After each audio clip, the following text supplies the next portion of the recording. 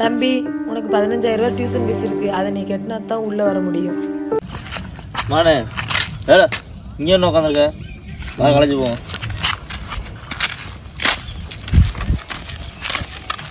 மானே என்ன பொண்ணு பார்க்க சோகமாக வந்துட்டு என்னாச்சு? இல்லை கேஷியர் மேம் வேறு ஃபீஸ் கட்டினாலாம் காலேஜ் உள்ளே வரணுன்ட்டு, ஃபீஸ் சார் வேறு ஷூ போட்டாலாம் உள்ளே வரணுன்ட்டாரு. அப்பாவுக்கு வேறு உடஞ்சிடல, காசு செலவாயிட்டு. ஆனால் என்ன பண்ணனே தெரியல. சரி ஏன்னா அதே இப்படி குழப்பிக்கிட்டே இருக்க. கிளாஸ் சார் வேறு. இப்போ நான் வருவேன், வந்தோடனே உங்களுக்கு டெஸ்ட்டு. உனக்கு புக் ஃபீஸ் கட்ட சொன்னேன், கட்டிட்டியா? இல்லை சார், நானும் சம்பளம் போடாத கடுப்பில் இருக்கேன். ஒழுங்கு முறையாக ஓடி போயிரு. அப்படி சொன்னார். கொஞ்ச நாளில் எக்ஸாம் வேறு வருது, ஃபீஸ் கட்டினாலும் ஹால் டிக்கெட் தருவாங்க. அதான் என்ன பண்ணணும்னு தெரில. அச்சு வாழ்றா. டேய் வாழு. நம்மளே ஏகப்பட்ட கஷ்டத்தில் இருக்கும், இருக்க டென்ஷனில் அவள் வேறு கூட அப்படி நீங்கள் வேறு நிற்கலான்னு உனக்கு ஆகாது. இதே பார்த்துக்கலாம். இந்த வராங்க பார்த்தியா அவங்க?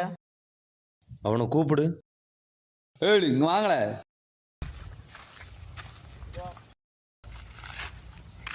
ஏழு நீ ஓடு ஓடு ஓடு.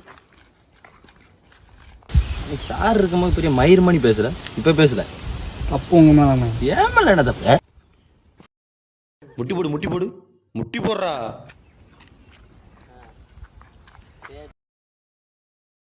இனிமே ஏதாச்சும் என் முன்னாடி பேசுன்னு கொண்டு பார்த்துக்கோ.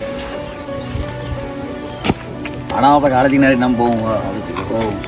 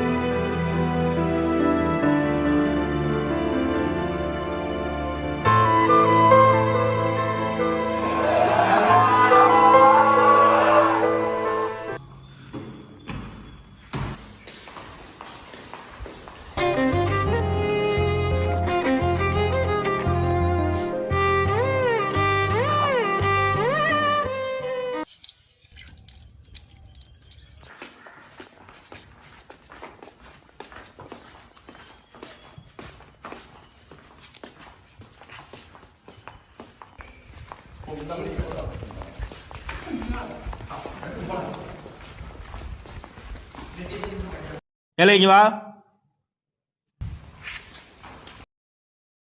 உன்னை ஷூ போட நான் சொன்னேன், அங்கே போய் நில்லு. அங்கே பார்த்தா மனுஷனா தெரியலையோ?